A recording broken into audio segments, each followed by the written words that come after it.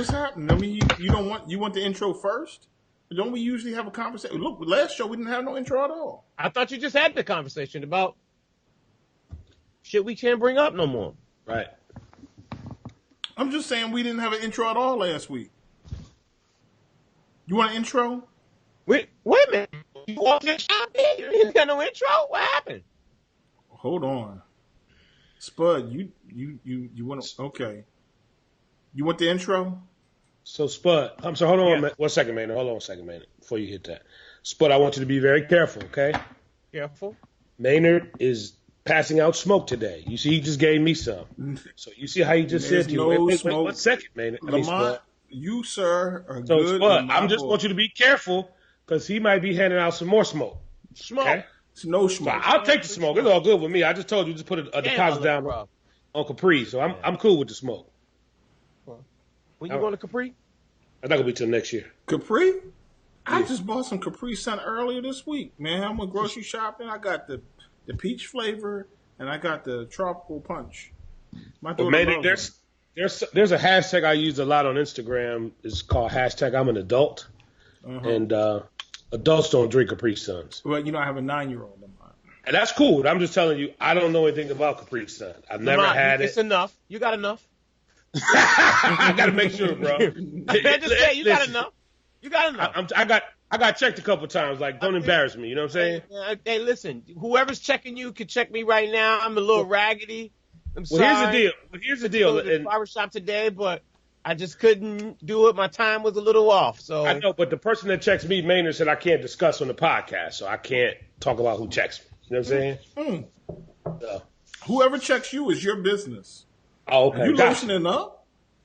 I know. Well, actually, but the crazy thing about it is, before the show, he's already lotioned. Right. I'm like, dang. You trying to get extra lotiony?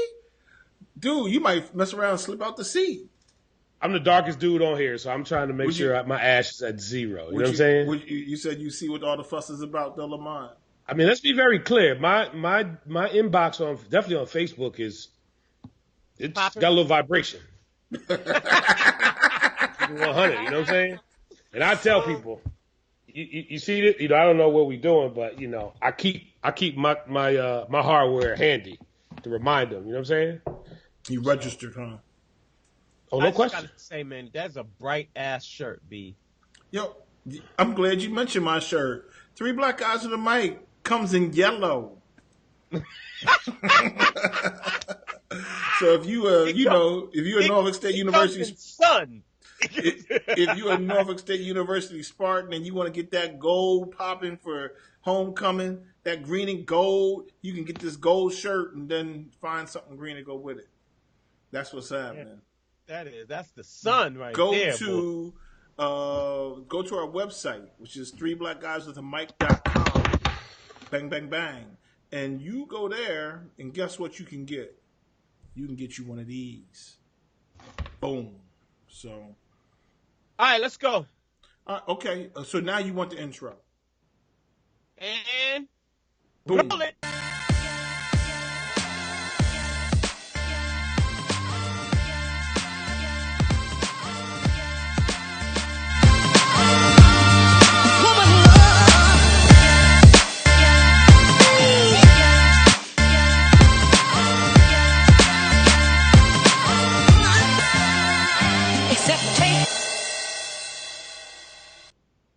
Hey, welcome to 3 Black Guys with the Mic. We are up live.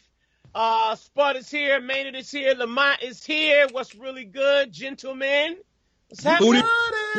Booty. I think you're supposed to say everywhere at the end of that. No, just booty. Starting already with the booty. Let's talk about it. Booty. That's where we at. What do you like to say about booty, Lamont? I mean, it's everywhere. It is everywhere. Where is booty? I mean, you can't get away from booty. Booty's even on our website, 3 Black Guys with a Mic. We were just having a conversation about booty. It's really a shame that, you get more. A lot more hits with booty. It's a shame that you get more clicks and views when sex sells, man. But was it really sex or was it grandma? Is that what we doing? Yeah, that's what I'm saying. So I mean, we want to start this again. I mean, we got booty going on. I mean, why can't I have a? I mean, if you went to the club to see booty, what would you get when you were at the club while you were seeing booty? I'm with you. It's just a downward spiral. Black Guys with the Mic. Go to 3blackguyswiththemic.com. You see Maynard's bright yellow shirt. You could get yourself one of those shirts as well if you just go to the website, man. Make sure that you join in the conversation on our Facebook page at facebook.com/3blackguyswiththemic. Thank you so very much. All the new people who have come to the Facebook page and actually like the page. We truly appreciate that. Share the page with 3 people. Share the people, share it with your friends. Talk about the podcast on your job. Let people know what we talk about on this podcast, man. Real quick, let's start out with some shout-outs. Can we give a shout-out? I want to give a shout-out to Jim Acosta. Can we start with Jim Acosta for having the balls for calling out Sean Hannity? Listen, Jim Acosta, you my man. CNN for life. Shout out to Jim Acosta for calling out Sean Hannity. Okay. Yo, you know what I want to know? And this is going back to the listeners. Where is Carol Williams? Remember Carol? No. She used to give us a lot of smoke. She called me a coon or a Sambo or something. I ain't seen Carol in a minute. We need Carol to come back. Shout out to Carol. She continue to call you a coon? I don't have a problem with it. She don't know where I live. We ain't friends like that. I ain't worried about. Calling me a coon. People gonna call you names. I can't change that. Wow. So are you like those preachers at the White House then? I'm asking. I mean, you said calling you a coon was okay. You don't feel a certain kind of way? You can say what you want to say. That's not who I am. Because you say something. Well, who are you, man? Wait. Are you calling the preachers at the White House coons? I think Lamont's doing that. Actually. No. That was in the Wall Street. No, it wasn't the Journal. I take that back. Excuse me. We don't want to disrespect the Journal. I think it was the USA Today. That was one of the lines in the story that, these certain group of preachers that decided to go to 1600 Pennsylvania Avenue were cooning. Oof. Hold on. A reputable news organization used the word coon? Yep, that's what I said. Cooning. Whoa. Yes. And I thought that was quite interesting. Now, they may have been quoting, and I'm going to have to pull it up. I think they were quoting someone else. They may have said it, that they were cooning, but I was like, wow, the USA Today using that kind of language? I missed that story. So why were they there? Well, weren't they talking about prison reform? From what I understand, and maybe you can help me out a little bit, is that even that John Gray guy that I start to have to question a little bit, who was over there on OWN, he was there too. But this infamous pastor that has a church in, I think, Maple Heights, Ohio, like you said, it was basically on how Donald and his crew could, see how we can address, like you just said, prison reform. And then the Maple Heights guy just got up there and was like, yo, Donald's the best thing popping. Am I right, man? What he said is Donald Trump is the most he's the most pro-black president ever. Now, there's a couple of things that struck me as he was talking. One, he said he's the most pro-black president in my lifetime, and I'm 60-some years old. I said, oh. But now I'm only 46, and I got a lot of gray hair. Pastor's here was jet black. All his hair was jet black. If you get in the pulpit at 60-some years of age and you ain't got no gray hair, then you are already a liar. Sorry. And then you sit up there and say Donald Trump is the most pro-black president in the history. You just felonious. What did he base that off of? He just said that because he based it off of sitting next to Donald Trump. So Lamont, are you throwing away John Gray? I don't know, because somebody said something that was interesting when I was hearing him talk about it. I don't know if I'm throwing him away, but he needs to go back at least to his congregation. Or if, shout out to O, if you want me to look at the show on OWN, you need to tell me like what that was about, because if you were told one thing, that the meeting was about X, Y, and Z, you need to be like, hey, my man, I don't know if I agree with what the other pastor was saying. I don't need you quiet. So he got some explaining to do. You know what I'm saying? There was a lot of co-signing. I ain't see nobody in the video saying that they're like, you know what, Pastor, thank you. I appreciate that you have your opinion. Right. Mine's is different. Nobody checked old boy.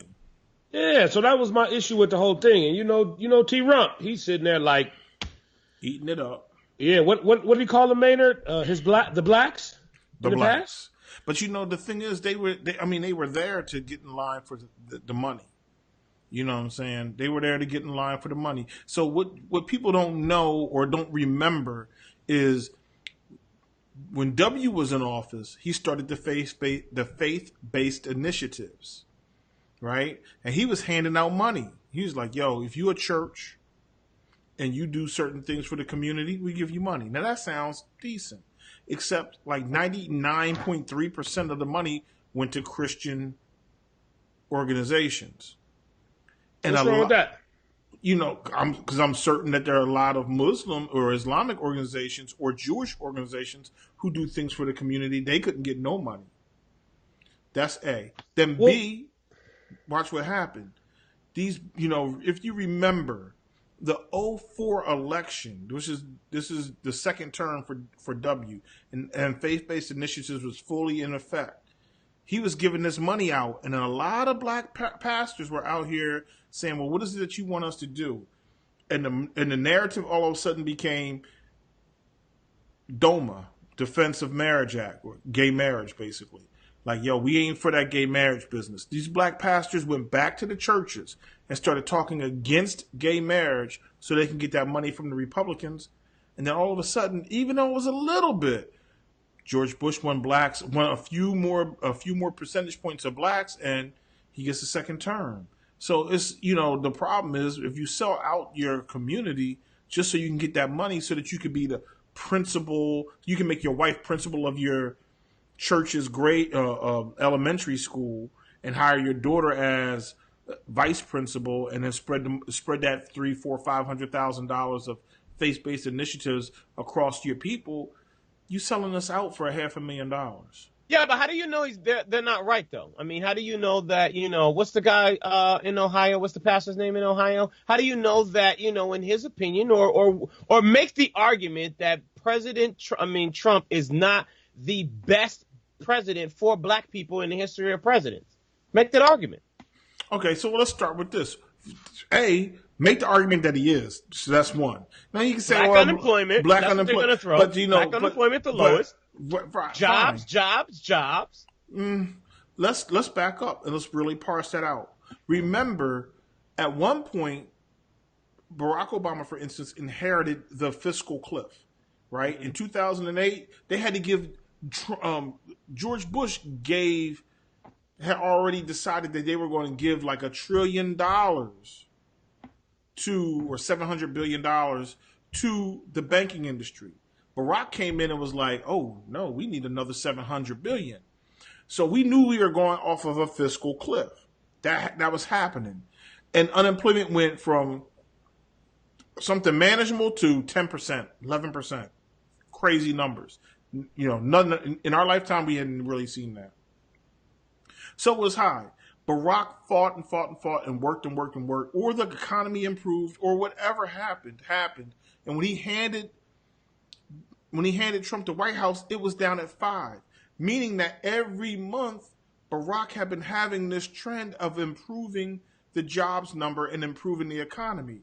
That improvement that Donald Trump is talking about has nothing to do with almost any policy that he's put out there. Certainly he gave this tax break, but that tax break has been reinvested by the companies. They've been buying back their own stock. They didn't invest that into actually creating jobs. The economy was moving in this direction. He basically just got in the stream and said, oh, it's getting better. It's getting better. Okay, fine. Then I did it. No, you didn't do it. So it was already moving in that direction. Yeah, but we're still at, the lowest black unemployment. It was going to happen. It was going to happen anyway. Yeah, but we 22 months. What are we? 20 months into the presidency at this point. Mm-hmm. I mean, when does the start to say, okay, we're going to give Trump the credit that he deserved? And I understand the point, which I agree. But I'm just saying, just to challenge the conversation. Fine. We got to be able to say, okay. Give him credit that he presided over a time when black unemployment reached this unique landmark. But don't give him credit to say that it was something that he did uniquely. He presided over that. I mean, hell, if you play the number long, you keep playing the 3-digit long enough, you play the same number, it's going to hit at some point. It's inevitable. It will hit. It will hit, and it'll hit a couple of times. You know what I'm saying? So, name the thing that he did that specifically made it so that black unemployment was going to. This is the way I want to look at it. This is the reason why I'm challenging the conversation. I'm gonna go back to Lamonte's, analogy of Trump is winning. Because I've been thinking about that, and at this point, you've been doing some thinking. I have, and that's not rare for me. If you look at, let's just talk base right now. All right, let's not talk us, the blacks. Let's talk. But be careful, because somebody on this podcast could be part of the base. So let's not say us. The one that always claims that Trump is winning? We're not going to say, but we really don't know, because there are a lot of closet Trump supporters in this country. So go ahead. I'm sorry. I don't know if that was. We got to parse that. We got to parse that. What do you mean? I mean, you know what? No, I'm just saying. Wait. We need to clear up something else, because and I think we got to just be careful with the misinformation. So first, the pastor's name is Daryl Scott, and it wasn't Maple Heights, but it's Cleveland Heights. And Maynard, for clarification, he does have gray in his beard, not in his hair. So I'm just saying. If we're gonna talk the facts, let's get with it. Regardless, he said that Trump is the best president for blacks in the history of presidents. Right? My conversation is where is he wrong in that scenario? Well, let's start with this. There was one president that did free the slaves. So in the history of presidents, but he got shot. Right? And did that really? Slaves. Okay. Well, I guess I'll give you that one. I mean, he kind of did a big thing. He kind of did a big deal, right? A little bit. I mean, a little bit. Like Donald Trump was like, I could free these black people, or I could just give them $1,000. Well, I guess going back to his point in regards to his lifetime, I guess that would probably, in his opinion, be an accurate statement, right? No, I don't. Name a president that has done more for black people than Donald Trump. All right, hold on. Back up. No, don't flip it on me. Back up. What has Donald Trump done? No. What has Donald Trump done? No. Tell me what he did. No. Name a president that has done more for African Americans than Donald Trump has. All of them. Okay. Go. Sell the argument. Tell Daryl Scott why President Trump has done more for black people than any other president in his lifetime in the past 60 years. Hey, Name one. Spud, let him take a sip first. Go ahead. Go ahead. I just don't listen. Any president. So let's start with Barack. Let's start with Barack then. No. You said to name a president. I said let's start with Barack. Okay. How? Just simply by being black, he gave us a lot of hope. That's step one. No. Hold on. Wait. I don't know what Donald Trump has done. What has Donald Trump done? We can't do nothing off hope. We can't get nowhere off hope. What has Donald Trump done? No. This is a Dak Prescott right here. This is a Dak Prescott right here happening. I'm just saying. Stay with Daryl Scott. You know what? Before I can answer that question, I have to have a better understanding of what Daryl Scott is telling me that Donald Trump has done. Because I literally have no earthly idea. Do we all need to switch? I was having such a hard time. I was struggling. I couldn't hold back no more. What was that, Lamont? I mean, we'll talk about it later. It's called equipment. Okay. I don't know what Donald Trump has done that has made him an amazing president. I know what he's done in general for the country. No, not for an amazing president. For black folks. For black people, for white people, for any people, he has ruined, I believe, our faith in democracy. A. B, he has raised the level of white supremacy and the hate or white supremacist activity in this country, which threatens the lives of blacks, Jews, gays, Hispanics, and other people who are minorities, which means that I don't care if you are gainfully employed, if people feel comfortable coming around and killing you, your job don't mean jack-ish. So I just don't understand how, there's one thing like, oh, I got you a job, but I also made it more dangerous for you to be alive. I'm thinking that being more dangerous for you to be alive kind of trumps having a job. Amaya, you want to get in on this before we move on? Not at all. Okay. Next topic? Yes, let's continue on with the Trumpster, ladies and gentlemen. Sorry. Move on to the Trump. We got to talk about, the Tampa rally. And I want to dive in on this voter, ID situation. And so he said that, only Americans should vote in American elections. Lamont, you agree or disagree? Let's make sure we get this right. Only Americans should vote in American elections. That is correct. That was his quote. I agree. I agree as well. Okay. So let's get into this voter ID, situation. Lamont, let me just ask you. You are the more upper echelon of this, podcast. I got some echelons. You do got a couple of it. You got a little bit. What's an echelon exactly? I don't know. Upper echelon, the bougie rich folk. Oh. I like nice peanut butter.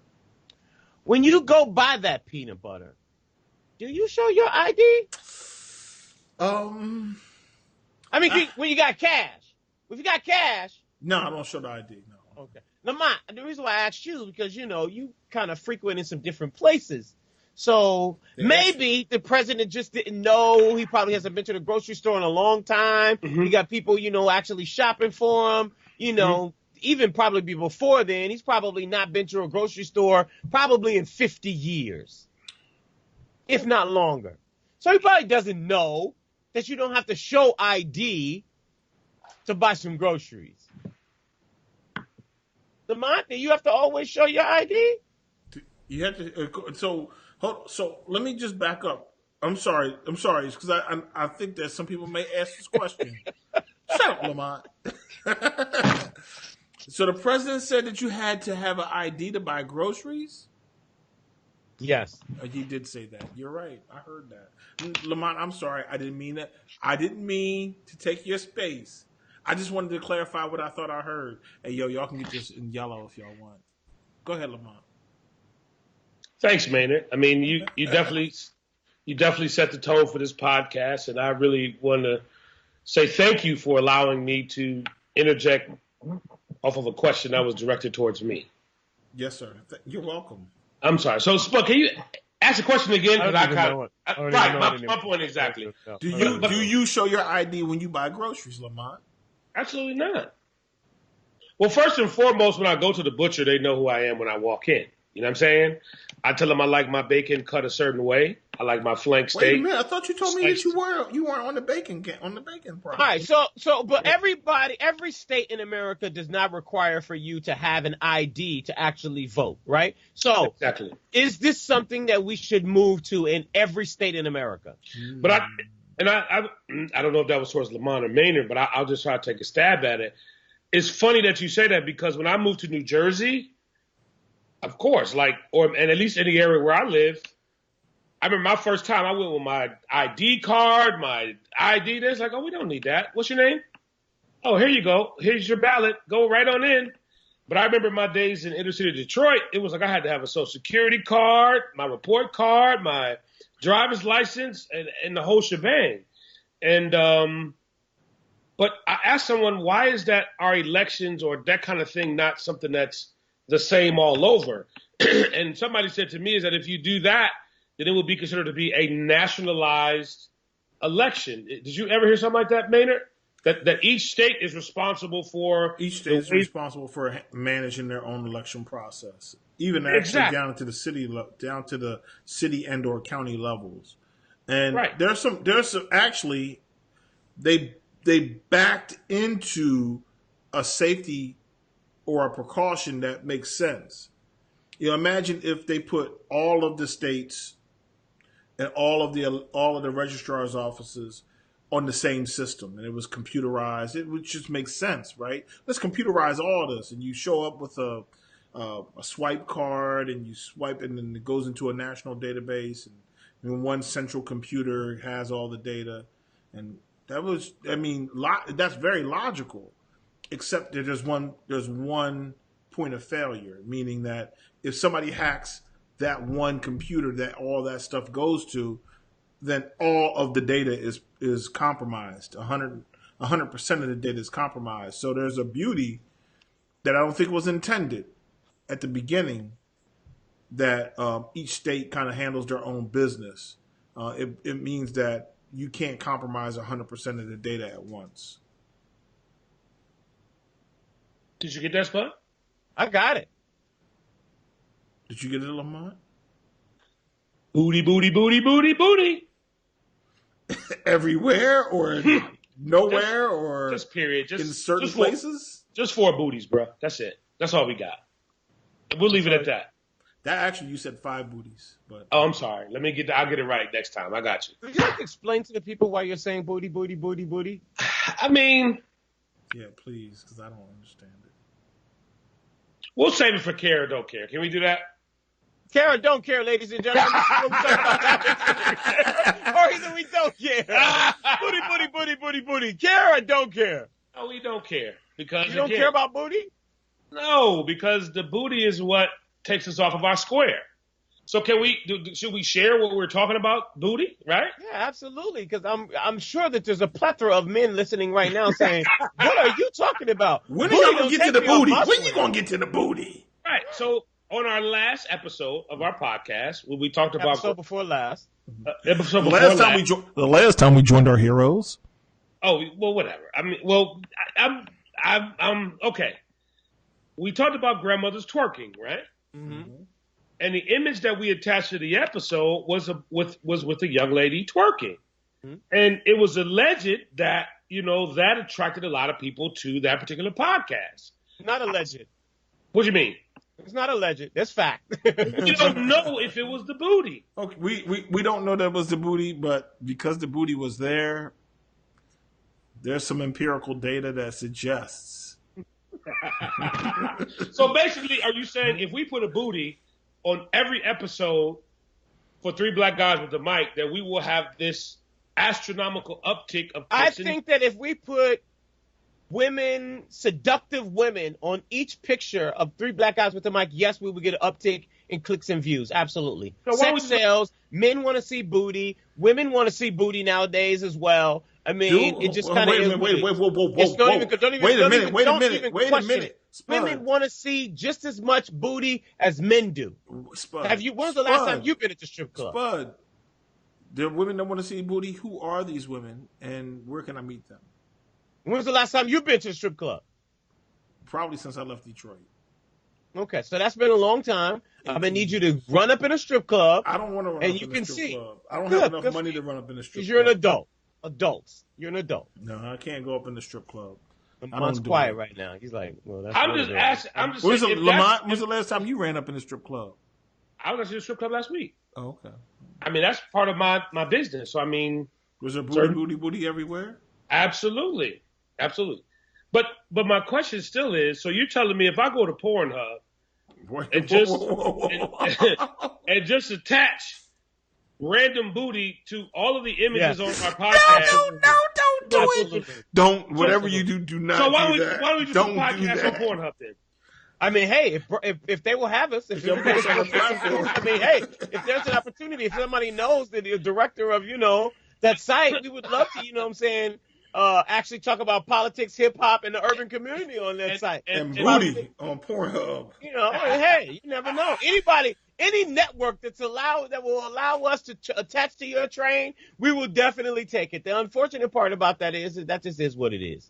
We as America, we want to see more drama. We want to see more TNA than anything else in the world. Right? Sure. I'm not willing to believe that. That's just what it is. We don't want to listen. Mark Lamont Hill said this. He said, man, I had a show on BET when they talked to him about why he was doing a show on VH1. Everybody was like, yo, why are you doing a show on VH1? You're like a doctor. You had a PhD. Why are you sitting there talking to the mob wives and loving hip hop? And he's like, I had a show on BET. No, I didn't watch. Y'all don't want to hear educational stuff. The reason why we tune into Love and Hip Hop more than we do to AM Joy is because we are addicted to that behavior. We like that type of behavior. Who's we? Like I ain't involved with that. First of all, let me say this. Hold on. Wait a minute. Now wait a minute. Wait a minute. You're in the minority. You're in the minority. No, wait a minute. I've been tuning in to AM Joy faithfully every Saturday and Sunday, praying that there's going to be a booty shot. It hasn't happened. And it's okay. I'm okay with that. Go ahead. I don't know what point you were making, but go ahead. No, actually, you were the one that was making the point. So, what point you were making? Spud, I guess that AM Joy call is now not coming. Have you ever listened to Joanne Reed and it's Joanne and Jacqueline Reed? They got a podcast called Read and Read, and they talk crazy stuff too. Like, you would be amazed the kind of stuff that they talk about. Anything about booties? Kind of, sort of. So, are we making a conscious decision on this podcast to stop talking about politics and we just do hip hop and booty? No. I believe that if we made a conscious effort to talk about things that were gossip, that was rumors, that was, listen, this is crazy that I'm saying. I'm so sorry that this is so derailed. My wife goes online. She goes to YouTube. This is the way that she gets all her unnecessary news. Shade Room is her favorite place to go, right? But then she goes to like YouTube's and get all these stories. And then I'm asking myself and then I look, right? Like who the person is. And I ask her like, who the hell is this person? I've never heard this person before. This person got 75,000 views. Wait, Spud. Man, 150,000 views. We got like 12. Wait. Don't tell people what we got. We got 12. Pause. Lamont, you're next. Wow. I'm directing. That was more smoke. But do you all know the lady that's on she's on YouTube, the lady that smacks and eats her food? I don't. Exactly. I run across this lady. This lady has like 20 million views. And you know what she's doing? She gets a big plate of chicken and ribs and burgers, and she just sits there and eats it. And people watch it. We want to see. We want to be entertained. So why do we want to be educated? So why are we talking about voter registration and Donald Trump? Because the problem is we are not talking about voter registration. We're not talking about voter ID in the way that they suppress voter ID laws in states. We don't talk about those things, and those things are important. Instead, we sitting there watching a lady with some damn chicken and burgers and fries talking about Kim Kardashian and Tyson Beckford. Where are we? Where are we right now? I don't even know. That's the truth. That's real talk. We didn't know we're off. That's just real talk. That's just where we are. Unfortunately, especially Black America, we want to be entertained. It's the reason why we will tune in to Love and Hip Hop or either the Mob Wives, or now we're going to sit here and everybody's going to be waiting when Leave It to Stevie comes back on, and we're all going to be sitting there and watch him and Faith Evans get married, and election time is going to come, and then we're going to be sitting on November 8th talking about, oh, shoot, why didn't nobody go to vote? Hold on, I didn't turn my DVR on. The Kid Loving or Stevie J, Leave It to Stevie. Oh, I was supposed to vote today? I can't vote and see Leave It to Stevie. I can't see Leave It to Stevie and vote at the same time. I ain't nowhere in the world I'm about to miss the Atlanta Housewives and go vote. I can't do that. Not when Rat Face is coming on. No, I can't do that. What's he called? What's he call himself? Rat Face, don't he? Yes. Well, somebody called him that, but he's embraced it. But to the flip side of that, let me just flip that. The unfortunate part about this administration and the president is that it's so overwhelming that you need those outlets. People want those outlets. People are so inundated by the news and what's going on with Donald Trump. Listen, Donald Trump is on there's not a name a news cycle the man ain't on. I get that, but you know what? Remember, even in, let's say, 2004, you know what the number one show on TV was in 2004 during the Bush administration? I'm not 100% certain, but I know if it's not number one, it was number 2 or 3, American Idol, which was just basically more reality crappage. You know what I'm saying? I'm sure that The Bachelor was among the top 2 or 3 shows in 08 and then 12 and then in 13 and 14 and 15 and 16. No, I'm not taking away from the fact that people are watching television. I know what I'm saying is what I'm saying is the electorate has chosen to be uninformed probably for the better part of 30 years.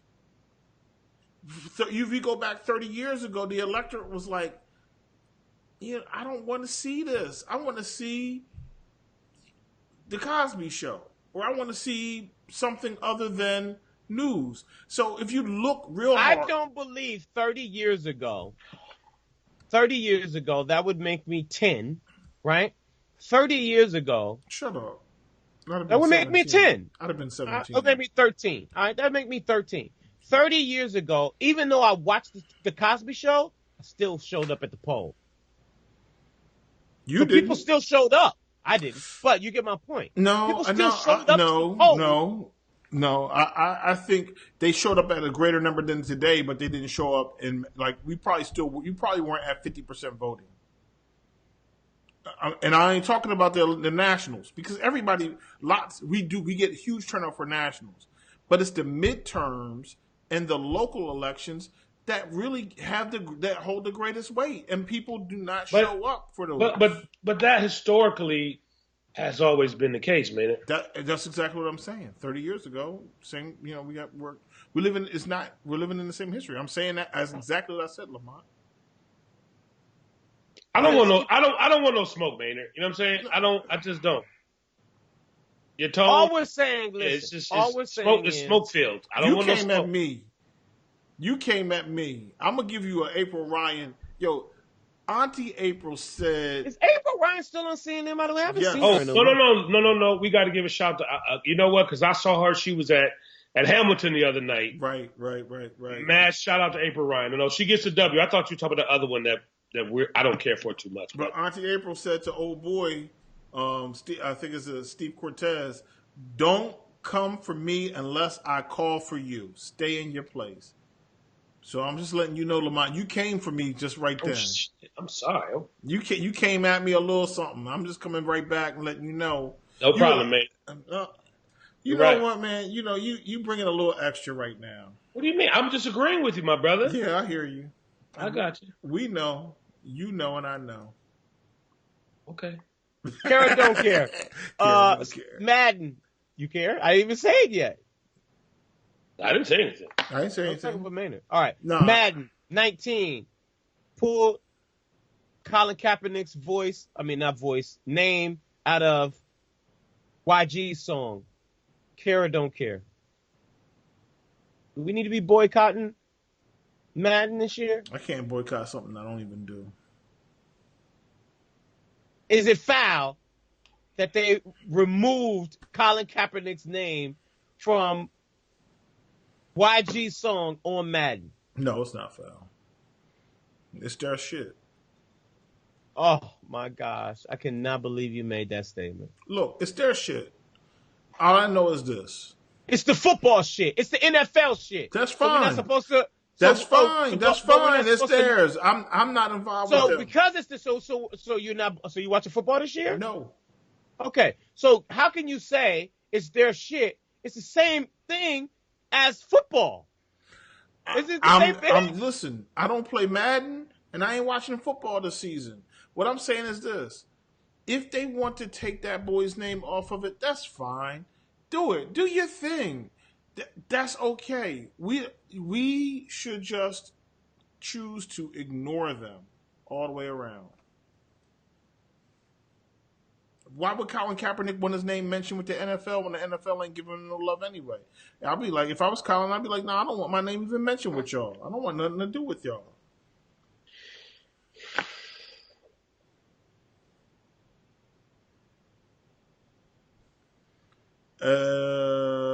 This doesn't work well for the audio version of the podcast. There is no way in the world that you can sit here and tell me that is okay when you have told me for the last 12 months that you stand by Colin Kaepernick. I stand by Colin Kaepernick. Okay. This is what I'm saying. There's no cause for us to beg them to include us in their world. You don't want us, we don't want you. So fine. We're separating. Something's wrong with you tonight, man. You're off of your game. What are you talking about? Listen, I'm making an executive decision right now. I'm sorry, I'm calling it in.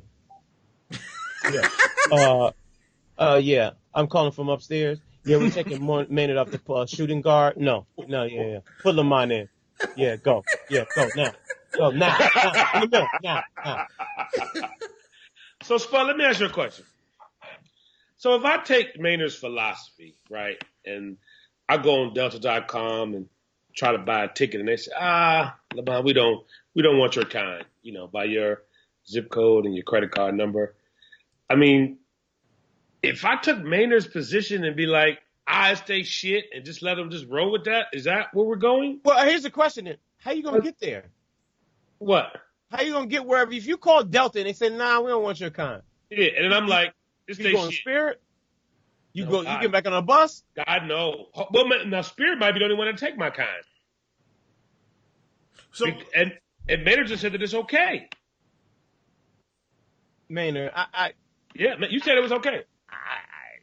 First, let's back up. It's I'm called. Hurt, Maynard. It's called. Oh, it's called. You're a Dak Prescott fan. No. Oh, there it is. Hold on. Dak Prescott Let's back fan. up. Jerry Jones. This segment is called Care or Don't Care. I don't play Madden. I'm an adult, and I'm not watching while Colin Kaepernick can't get a job. So I don't really care. So let's back up to the next piece. If they want to do it with fine. If they want to do it with their piece, that's how they want to operate, then go ahead. I don't need to beg them to put my man Colin Kaepernick in. Fine. We not involved with you. You're not involved with me. We ain't got, look, you over there and I'm over here. And we ain't got to have nothing to do with each other. And that's as simple as that. And at some point, if enough African-American men who also buy more jerseys, go to games, get the daggone direct TV package and all that, say, yo, we not doing that, the NFL will hear our voices. If enough African-American men in the NFL decide we're not coming out, then they'll finally get the message. It is our inability to say, oh, that's what y'all doing, then we're going to do this. What we going to do? What we gonna do? We have no leverage. Yes, we do. No money. Listen. Wait a minute. We have tons of leverage. We have tons of leverage. Let me ask you a question. Is the average kid or the average gamer out there playing Walter Payton, 19? Are they playing Barry Sanders, 2019? Are they playing Emmitt Smith, 2019? They're not playing none of those games. There is no leverage in the situation. There's tons of leverage. Where? Okay. Will you let me answer? And action. We are 70% of the NFL. We are 70. This sounds like Kanye West saying Never all mind. of those slaves had a choice. That's what this sounds like. You know what? Maybe in this scenario, maybe there's some accuracy. I don't know. I'm not discussing Kanye. I'm saying this. If 70% of the NFL didn't show up, do me this favor right now. There are 32 teams in the NFL. Every team has at least one running back. Most teams have 2 or 3 running backs. Name the white running back that ran last season for 1,000 yards. Name the one. I can't. But let me rebuttal. Now, hold on. I can't. But let me hold rebuttal on. with this. Name the white 70 receiver. Name the white wide receiver that caught 13 touchdowns last season. Name the black owner right now of any of those 32 teams. Name the same exact scenario you're talking about. Jerry Jones, who said, listen, all y'all gonna stand. Every single last one of y'all gonna stand. Not only y'all gonna stand, y'all gonna stand on the line. And if you don't, you out of here. Okay, so Jerry Jones. So this is the problem. This is my point. You're giving right now in that philosophy. You're giving away the power. How? We have no power. You have tons of power. Listen. Lamont, hold on. Let me ask you a question. Let me ask you this question. History already tells us do you that there's believe, tons of to power. Maynard's analogy, if let's just say that happens, all the black people, we about to go. Yeah. Hell no, we won't go.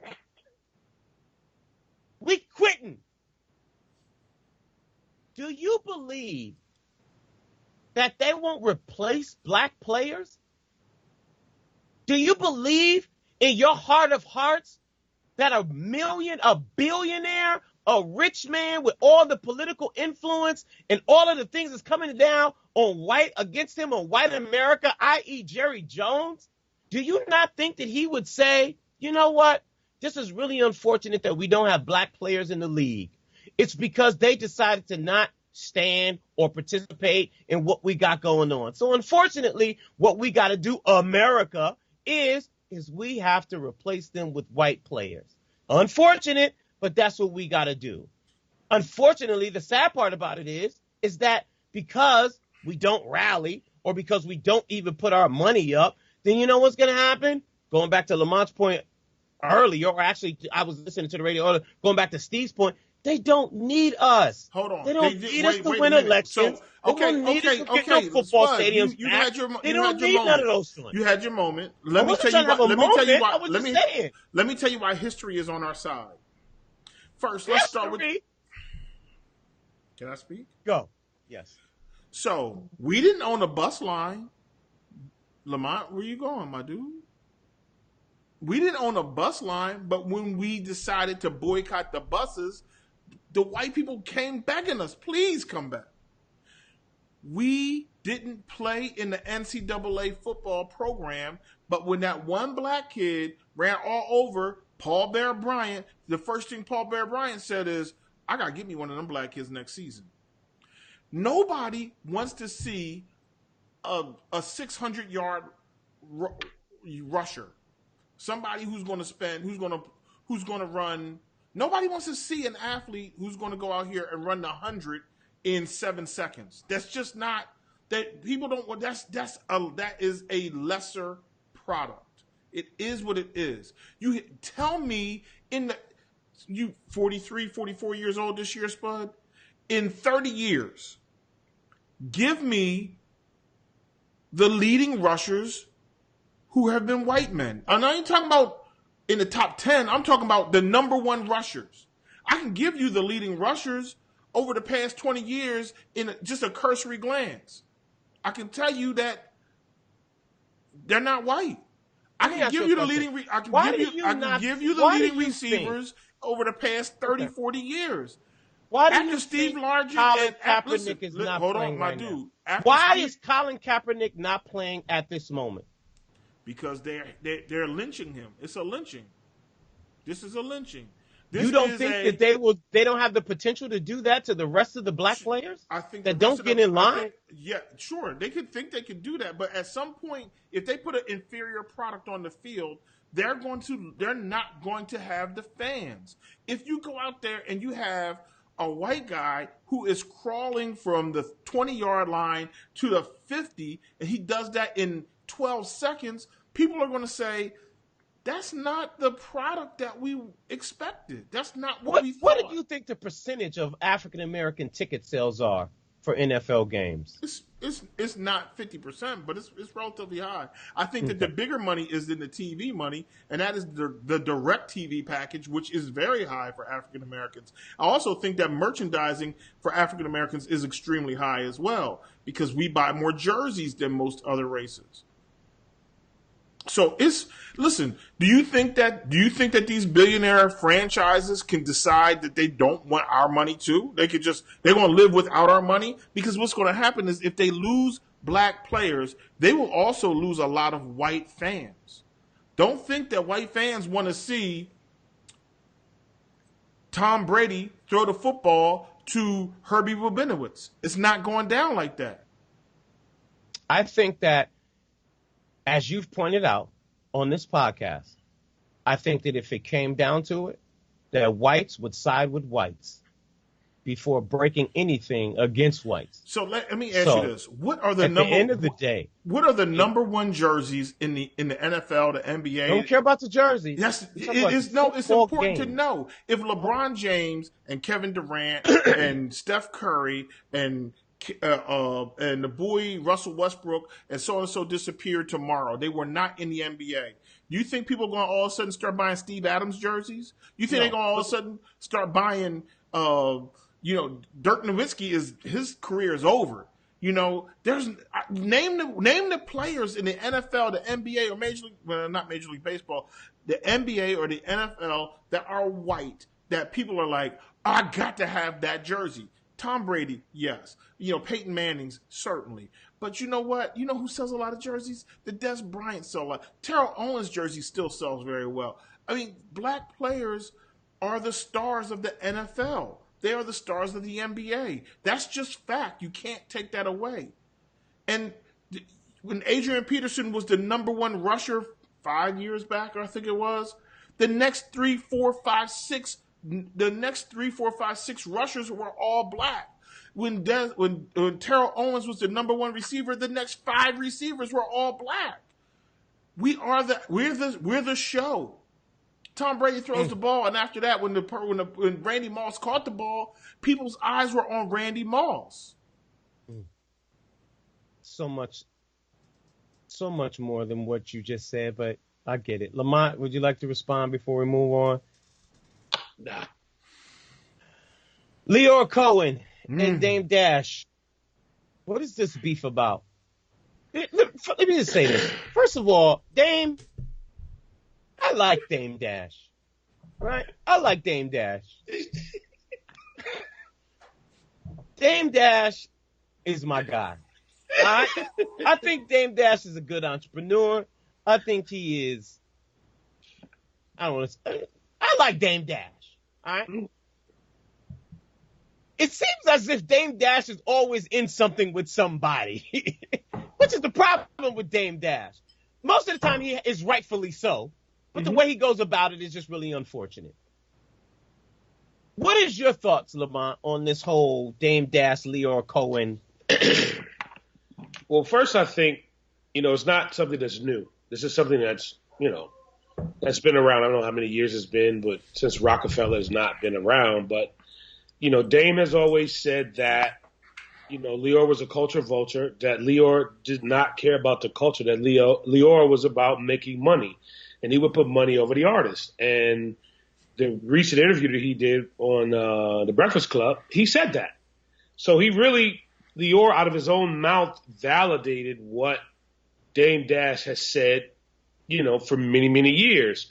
So I think, again, this is where we're having this conversation about, Leor or people like Leor being, vultures and, basically coming into the culture. And again, like he said, making money and not being concerned about the artist or their well-being or anything about the business, but it's just about making money. So, it's about as simple as that. You know what I mean? So it was just a validation thing that Leor did. But why would he say he didn't know Dame Dash, though? That was all about an executive at YouTube dissing Dame Dash. You know what I'm saying? He still has, as Dame would say, a desk job at YouTube as he had to protect. He still makes a lot of money. He still has a lot of, holdings or dealings with 300, even with Warner Brothers, quietly, holds a lot of stock over there. And so he just can't come out and get gutter with it like Dame can. But, that was his way of dissing him. I don't know who Dame Dash is, when we all know, of course he knows who Dame is. You know what I'm saying? But, so that was. But for Leor at that point, why shoot down? Why spend your time talking about Dame? What can Dame do for Lior? Well, I think it was more about Charlemagne asking the question, and he had to respond. That's really what it was. Yeah, but he didn't have to respond with the who is Dame. He could have, Well, everybody in the industry has had their issue with Dame and the way he addresses things. Absolutely. That's the way he addresses things. This is my question. Is Dame Dash not a culture vulture? I don't think, some could say that he is, but not to the level of Lior. So this is my thing. Lior, so for people who don't know, Lior was handpicked by somebody to be at Def Jam, wasn't he? Technically, from the story, yes. That he gave, yes. Who would be that somebody that handpicked him? Actually, Rev Run. Okay. He started with Run DMC. He started with Run DMC. And Run told his brother about Lior. This is at the beginning of the game, right? Yes. The beginning of Def Jam. Profile. It was, in fact, Profile Records. Excuse me. At the time. Well, Profile Records were Rush Associated. Gorilla Glue? Hmm? That's that Gorilla Glue? Yeah.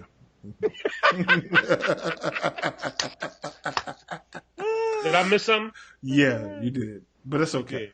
Yeah. So, so in 84, 85, where was Dame? He wasn't in the game yet, right? He was a young man. He's 13, 14 years old, probably. Probably so. Okay. So Lior been in this game, and he helped a lot of people who came through this game with, whether it was whether it was with Run DMC, and then later with Def Jam after Profile, alongside with Russell and the team. A lot of people made a lot of money, right? Is that accurate? Say that again, because I'm just trying to figure out, because it sounds like you're Team Lior over there. You know what I mean? No, I'm not Team Lior. I'm just Team, this is a business at the end of the day, isn't it? I mean, that's what they came to do. They came to make money. And so Dame, help me, Dame, understand the culture. The culture that Dame wants me to understand is that he can become CEO of ProKeds and run it in the ground and in the bankruptcy. The culture that I'm still trying to figure out, like, that, Dame, dude, ProKeds were like okay when you were in third grade, but they were never really the culture. Could you do me a favor, Lamont? Can you define culture vulture so that way we can all get on the same page of what we are discussing in regards to why we're calling Lior, or why Dame has been calling Lior a culture vulture for the last. I mean, it has nothing to do with race. Culture vulture for 15 years. At I mean, it has nothing to do with race. I mean, he's called Steve Stout, a culture vulture as well. I mean, he's called plenty of people a culture vulture. Well, technically, if we want to go ahead and hit it from the Urban Dictionary, which I love the best, is a person who loves art, music, movies, and dance, and all forms of the culture so much that they consume everything they find, whether it's good or not. And it says, like the birds that scavenge by the roadside. Okay, cool. But then there's another definition that I think is more applicable to what we're talking about. A culture vulture is someone who is very interested in the arts, especially to an obsessive degree. So technically, that doesn't really sound like it's a bad thing. I think the part that people typically associate. Yeah, and I don't think that's the way that what Dame is actually. Yeah, I think exactly. That's what I'm saying. What Dame is trying to say is that Lior has found pieces of the culture and found ways to exploit it for his benefit at the detriment of the people he's exploiting. Yes. And I understand that very well may be true. But I mean, I'm trying to find the people that Dame has decided, like, this dude or this dude or this dude I'll rock out with, and I got their back from here to, from 93 till infinity. Jay-Z, hands down. I mean, the one thing you cannot take away from Dame Dash is that he has definitely had every artist back since he has been in the business. So to call him a culture vulture, that I'm going to have to disagree on. Well, the question is this. Name look, Jay was going to be what Jay is. Let's be honest. Kanye was going to be what Kanye Rock is. I mean, listen. Listen, Jay and Kanye. You mean to tell me that you think that Kanye was not going to be a star? Kanye was going to be a star. Okay, to your point, right? And I don't think that he would have been as much of a star if Dame would not have vouched for him because nobody was messing with Kanye in the beginning. Right, At but the he end would of have the day, found the the opening. point is that Kanye treated Petey Crack and Freeway the same way he treated Jay-Z. You meant. I'm sorry.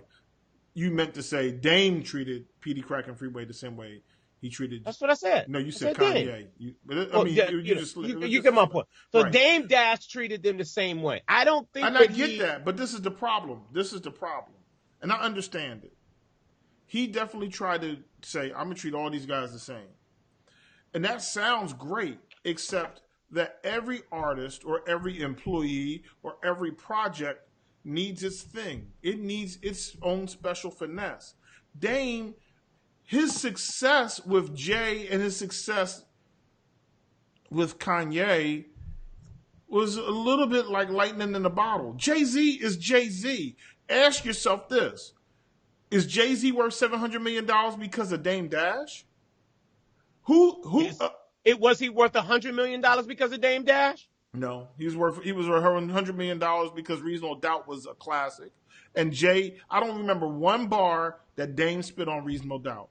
I don't remember one bar that Dame spit on any of that, on anything, on Life and Times of Sean Carter. I don't remember a Hard Knock Life. Give me the Dame line that people are talking about on the radio on a regular basis. Can I Live? Where's Dame on Can I Live? Lamont, this is your area. I'll let you respond. I mean, I think the only response that I really have is that it's hard to talk calculus with somebody who doesn't understand basic math. Here he came with it. So here is the smoke. Here is the shade and the smoke. I mean, because if you listen to what Maynard is saying, he's talking about lyrics that the general public are very familiar with. And in that perspective, he's right. But in order for it to get to that space, because be very clear, there was a time at Def Jam that all of this reverence that we talk about Jay-Z, it was not there. Be very clear. And Dame Dash is the one that made Jay-Z get to the point of an importance inside of Def Jam. It wasn't Biggs. It wasn't Tata. It wasn't none of them boys. That was Dame Dash. Now, was it right? Was the way he delivered that message inside of Def Jam? Probably not. But in order for you to be able to cite all of those lyrics and lines and albums and all of that, in the beginning, there was Dame Dash. Dame was there, but let me ask you this. As important as Dame was to Jay, that you're trying to make me understand, okay, all right, fine. Dame could not have had the success that he had with Jay with MC Brains. MC Brains is just not the talent. At some point, people are going to give Reinsdorf credit for Michael Jordan. No, Michael Jordan is an amazing talent. He is an amazing talent, and Michael Jordan, had he went number 1 instead of number 3 and went to Portland, we'd still be talking about Michael Jordan. If Michael Jordan had went to the Philadelphia 76ers or the Los Angeles Lakers or the New York Knicks or the Boston Celtics, we would still say he's the greatest. Jay is one of those talents that is just like, yo, it is what it is. He didn't have his shine the way he was supposed to have. Reasonable Doubt, they came to Def Jam with the album done. They already had their marketing. They wanted to be independent with a relationship. That star was going to shine. Period. End of story. It was going to shine. Name the artist outside of Jay and Dame. Jay and Kanye. That like when Dame put his finger on it, not the artist. Name the project outside of Jay-Z and Kanye. State Property. Paid nice. in Full is a classic. Who? Paid in Full is a classic. Yeah, nice. No, Paid in Full is a classic. Spud, it's nice. Spud, but Paid in Full. Listen, hold on. You mean to tell me that you think that Paid in Full is a success? Flip Side is not a classic record? But it's time for the cactus, dog. We need to stop this foolishness. You need to stop. Hold on. Wait, let's discuss it. Tell me that Paid in Full is a classic movie that made, like, It could be a classic, as in like, oh, it's a cult classic. People in the culture might like it, but it wasn't like a is Pulp Fiction a classic? Pulp Fiction, yes, and it made amazing amounts of money. Classic. But Paid in Full is a classic. But is it hands down? If you ask anybody in Black America, Paid in Full, money making Mitch, dog. Paid in Full. You telling me that Paid in Full is a financial success, and it's I didn't say financial success. No, you know what Paid in Full made? Listen. There's you know what? Plenty of movies that's not financial. Right. Plenty of movies that are not but Jay-Z is financial success. If you compare Paid in Full, which is a Dame Dash project, to Jay-Z in general, Jay-Z Paid in Full made $3 million at the box office. Streets is Watching is not a classic? Huh? Streets is Watching? State Property 1? Mm-mm. I mean, they're classics. Like there are people in the culture. Tonight. Listen, there are people in the culture who like them. At the embassy. There are people in the culture that like that stuff, but they haven't been successful. They just, they just haven't been successful. Let me ask you a question. Didn't I just tell you it's cactus time, Spud? Stop. It's time. Let him get his cactus and okay. Ladies and gentlemen, it's time for the cactus of the week. Well, this is where somebody. Is. That would be you. No, he gonna say Dame Dash is the cactus. No, I'm not gonna give Dame the cactus, but I am going back to our man, Lamonte's man, Mr. What do I want to call him, Mr. Just for Men hair care product himself, Pastor Daryl C. Scott. Daryl C. Scott stood in that room and said that Donald Trump is the most pro-black president in the history of in his lifetime.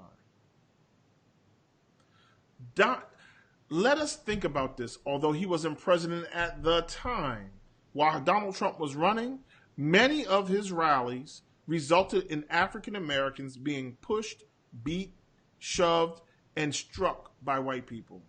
I think we remember quite vividly the white man who stepped out and threw a haymaker elbow into the face of a black man, a young black man, and then later said, the next time he shows up, we may have to kill him. Donald Trump told those people, hey, if you see something, he said, one thing he said was, you know what, the police need to stop being so nice to these people. They need to start, they pushing their head down. You could be rough with them, is what he said. He said these people will show up in places and they used to get drug out on stretchers. We need to return to that kind of that's how we need to go back. Donald Trump has raised the level of hate in America, which is not good for black people. It's not good for gay people. It's not good for Mexican people or other brown people. It's not good for white people. It's not good for humanity. Hate is anti-humanity.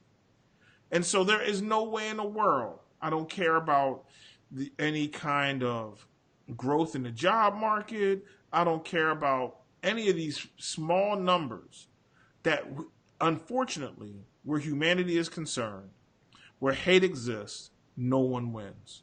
Not black people, not white people, not brown people, not any people.